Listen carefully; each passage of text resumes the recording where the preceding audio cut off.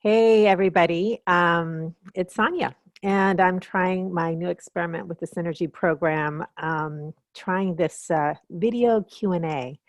So if you haven't already looked at the email, but this is the first email you're opening, um, what I'm going to be trying out is having an opportunity for people to ask questions in between our training calls by simply sending me an email or text with any questions that arise and then addressing them here. And so what I'm going to be doing, if there's enough interest, um, there's enough input for me to respond to questions, which, by the way, I love. This is kind of my favorite way of, almost my favorite. My favorite way of coaching and training is to actually have people live, because that just pulls information out of me. My second favorite way is to have questions to answer. My least favorite way is one-directional lectures or speeches, because I don't know, the energy flows. So we'll try this Q&A. What else did I want to say? What I'm going to do is I'm going to list the questions up front that I'm responding to, and they'll go in the email. That way you can open it up and know if there's going to be topics that you are interested in. And then if not, you can skip it. So it's just kind of an added way of getting more out of the program.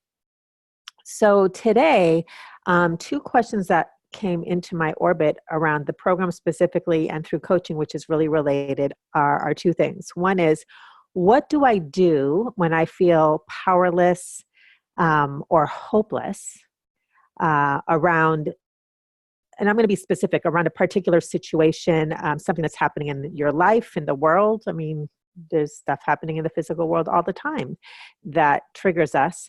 So specifically, what do I do when I feel powerless or hopeless? And the second question is, what do I do with anger or anxiety? And I'm going to broaden that to, what do I do with intense emotions?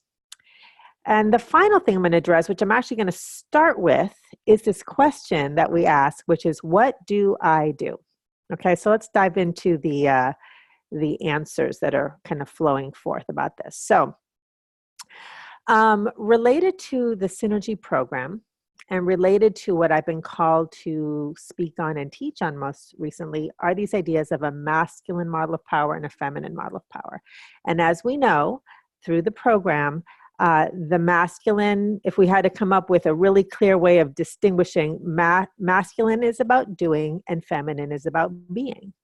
And so many of you who are women who are either working in male-dominant environments or really, like so many of us, we're a product of our environment, and in this country, in this culture, there's a very strong masculine energy, and as always, not to be confused with gender, but energies, qualities, attributes, ways of describing things.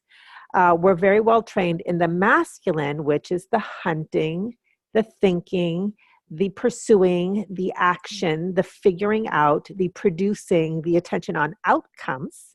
And the feminine, again, remember, always getting rooted in the flower, which is our mascot, is about being, receiving, expressing beauty, which is really not expressing, almost can become a doing thing. So we careful with that word.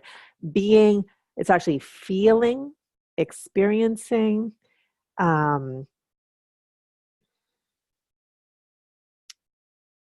to think of some of the other adjectives that come to mind, but that'll flow. So anyway, something I heard the other day, which was really cool too, is when you are being, you are receiving.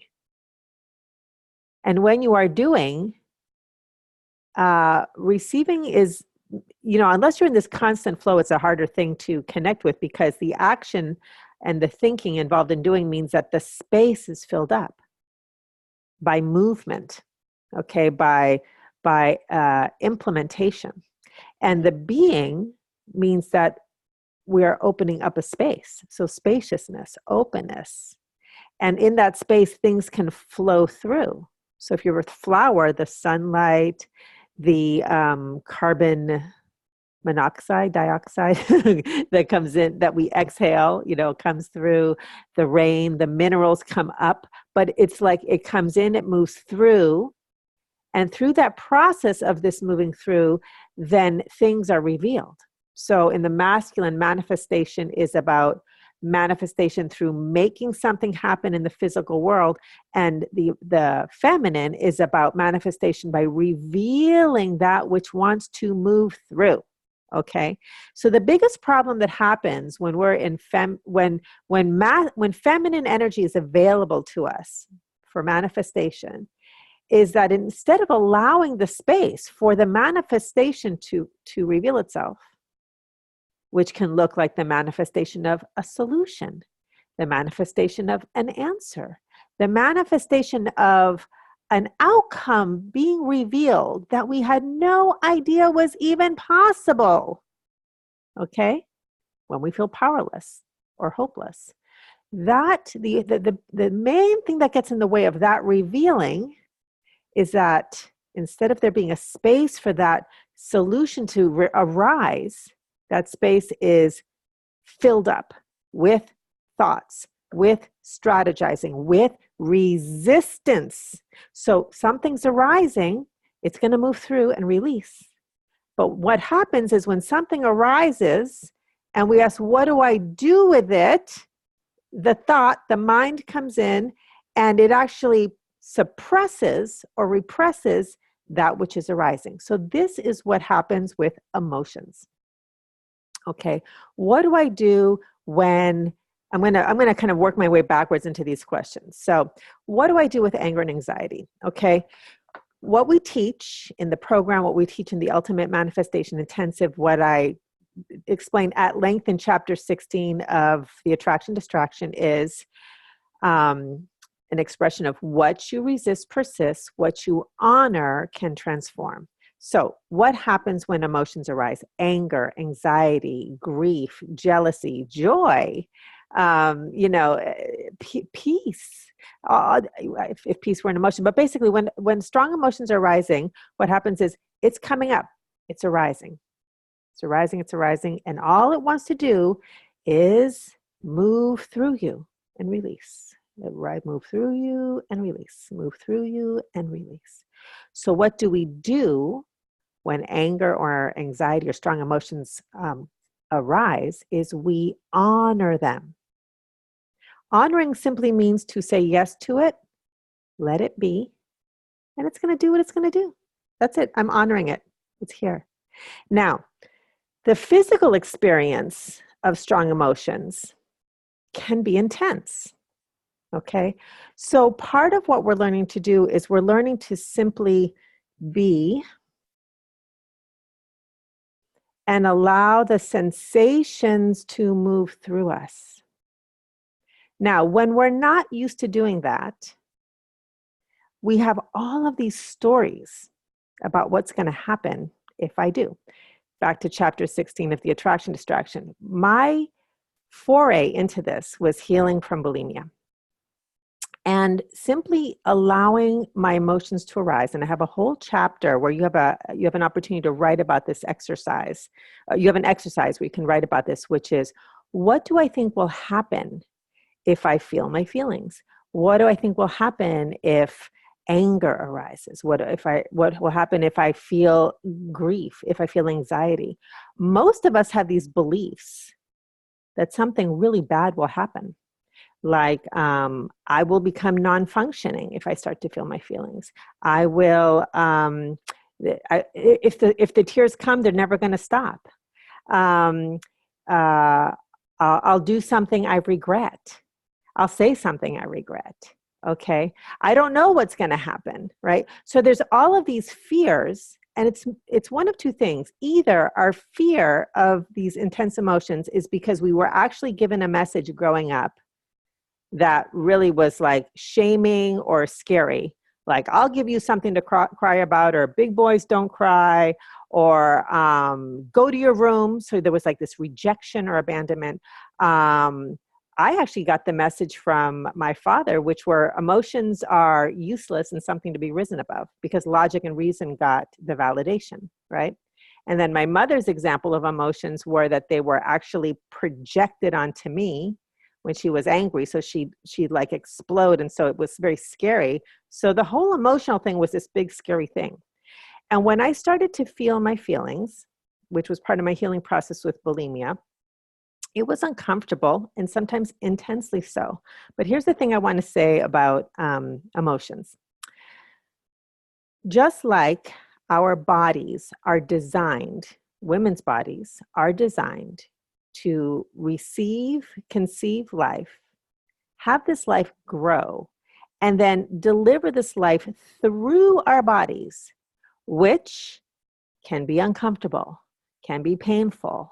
The pregnancy journey and the birthing journey, downright intense. We're still designed for it. And we still have the capacity to do it. But we have forgotten. We have been told that it's messy, it's yucky, I can't do it, give me drugs. And I have no problem with, do the drugs and do the C-section, do whatever you want. But the opportunity here is your body was made for this. And the same thing is with emotions. Your body is designed to let emotions flow through. In some cultures, they have I think they call it the wailing women, right? So the capacity to grieve and let this energy move through, the capacity to have anxiety, these sensations in the body move through us. And again, I'm not saying don't do meds, don't get support, don't do therapy. A lot of times what happens, and this is part of the work we're learning, is because we haven't had somebody else growing up holding a space for us to have our feelings, and that they're loved and they're safe and it's okay, and the tears come, the tantrums come, and there's a boundary for the behavior. You don't get to throw a wooden block at your little sister. You don't get to act it out, but you get to feel angry. You get to be frustrated. You're allowed. It's good for you to come to Divine Mother's lap, sit in her lap, just have her hold you while this stuff comes up, and it'll pass, and then you go back and play. So we're designed for it. But part of this journey is about relearning the thing that is the most natural thing in the world for us. Now, why? Why is this important? Okay, yay, great. Now I know what to do with my emotions. Well, when the emotions come, and they can move through you, they will pass for the most part, and I'll say a little waiver, a little caveat is when there's trauma, oftentimes we need help to heal that trauma so that we can return to our natural capacity to take care of ourselves. So I don't want people to think that deep depression, deep anxiety, you should be able to do this on your own. By no means. That's why we're doing this class. That's why we get help. But generally speaking, all other things being, healthy and supported, you're designed for this. So the emotions come, they rise up, they pass through us.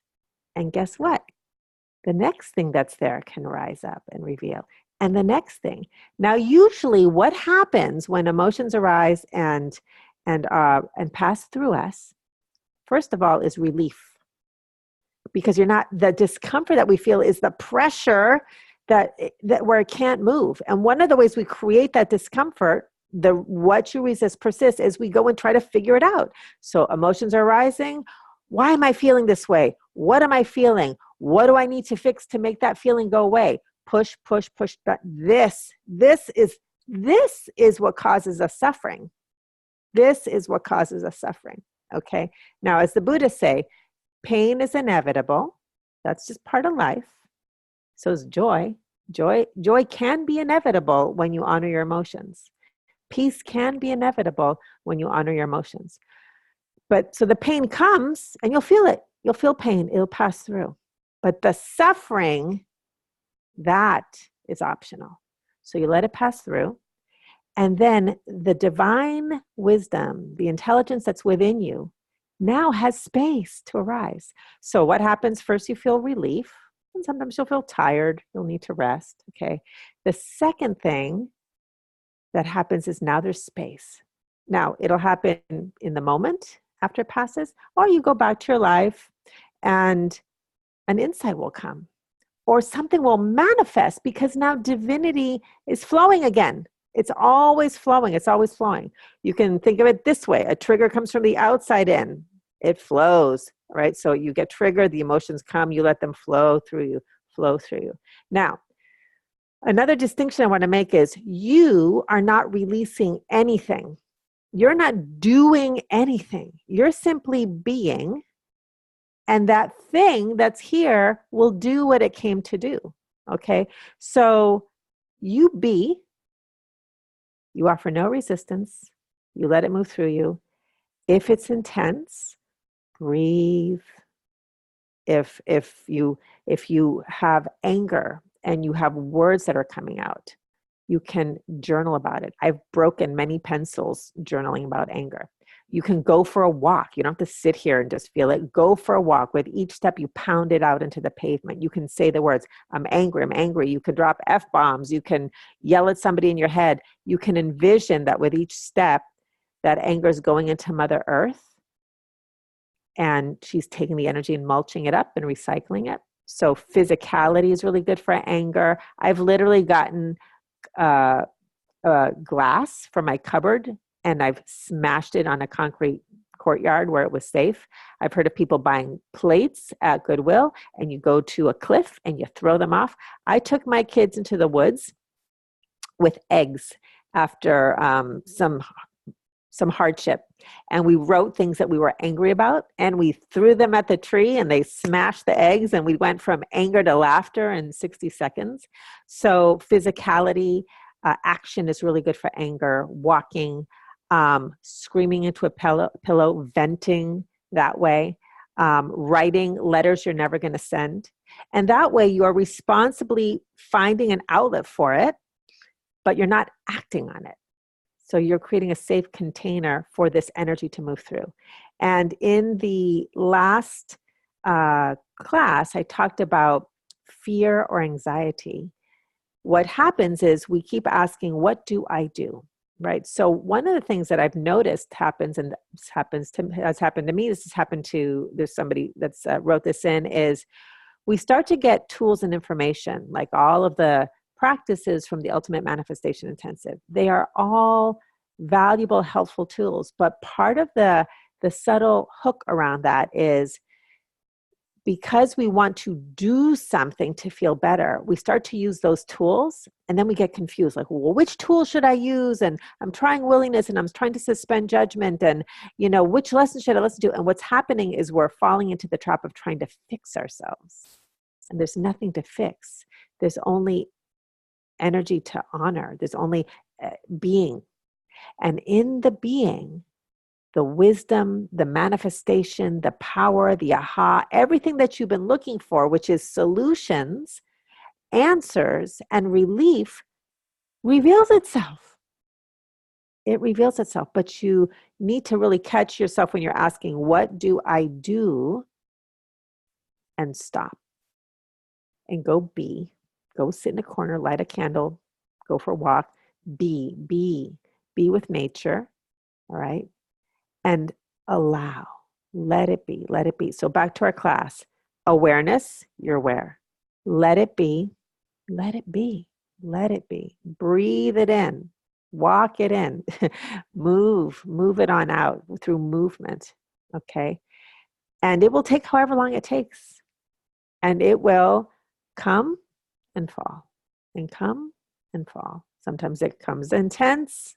Remember I said in the class, experience your anxiety or your fear like an orgasm. You don't do anything with an orgasm.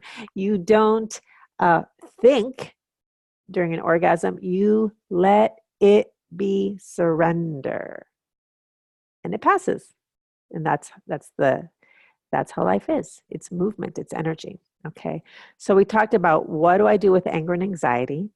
We talked about, what do I do? We haven't. So let's now talk about this. What do I do when I feel powerless or hopeless? Okay. Basically the same thing. All right. Feeling powerless, feeling hopeless is connected to, it could be you might name it an emotion itself, but it's usually not an emotion. It's the desire to do something, to have power over and control over something that you have no power, you have no control over. Okay. So I always say that it is only when we are faced with something we cannot control that we have an opportunity to experience our true power. Okay. So when you feel powerless, when you feel hopeless, what's really happening is underneath you're saying, I can't control this. I can't make something happen out there the way I want it to. So we become aware and then we sit. And you can breathe in, practice the same thing. Just go back into the body and notice what's arising. Now, if you know you're angry, as this particular client was saying, it's like, I feel powerless, I feel hopeless, and I'm angry, angry, angry. Honor the anger. Honor the anger. Then there'll be some space, okay? And you will see that insights will arise from that. Now, for me, I learned all of this when I was faced with about 5 or 7, I lost count, back-to-back hardships. All things happening in my outer world that I had no control over. Felt like everything was happening to me. And so it was the ultimate surrender. And all I could do was be, honor my emotions, and then see what arose and do what was in front of me. And do what was in front of me, and do what was in front of me. And in that process, I started to open up to an experience of divine guidance and wisdom and insight that was moving me one step at a time through my life. And the problems and the solutions were resolved, but not because I knew in my head what to do. It was really about letting divinity move me one step at a time. And sometimes that is true power. That is having life move us. We start to open up to the divine benevolence that is always here, but you don't get to control any of it. You don't get to control it. That's what true power is understanding that control is an illusion, that the small you grasps onto for this feeling of safety, but you can never feel safe by controlling outer conditions. And if you want proof of that, think about the things you have been able to control and get to have your way, and then check in with yourself and see if that angst or that whatever that was, even if you got relief for a little bit, did it last? It usually doesn't last because it doesn't come from the outer world. So let's say you want to control your money. And somehow you make this big sale and you get all this money that you've been working for, and now it's sitting in your bank. I would love to hear from people who've had that experience, how long any sense of peace or relief lasts, okay? It lasts until you start to think about, where's my next sale going to come from? Or it lasts until you have to write a check and your bank account starts to dwindle, okay? That external thing, and it really is, or it lasts until you have this fear about like, how am I going to keep this going? Or is the IRS going to take it? Or is somebody going to take this from me, okay? You cannot get that feeling of safety by controlling outer conditions. Impossible, because underneath that, there's always the consciousness of lack. I need that out there to change for me to feel better, because I don't feel good. I don't have that feeling of peace inside of me. It's separate from me in that condition. So if you say, I don't have peace inside of me, guess what? You're going to manifest on a peace inside of me. So what we do is we honor whatever is arising. It moves through us. And then the peace that does live within you can be revealed. So in true feminine form, this was very nonlinear. But we had a conversation today about, what do I do with anxiety and anger? What do I do when I feel powerless or hopeless? And the illusion of what do I do? What do I do is a good question to execute something in the physical world. But as far as finding deep answers, as far as finding deep, lasting, permanent relief and joy and peace and wisdom and power, You can't do enough out there in order to feel that feeling, because that's something that exists within you. And all you can do with that is open up to it. The feminine is about opening, opening, opening. It's already here. Open, open, open. So I hope this Q&A was helpful. I look forward to seeing if this is something that we can keep doing. And have a great day. Talk to you guys later. Bye.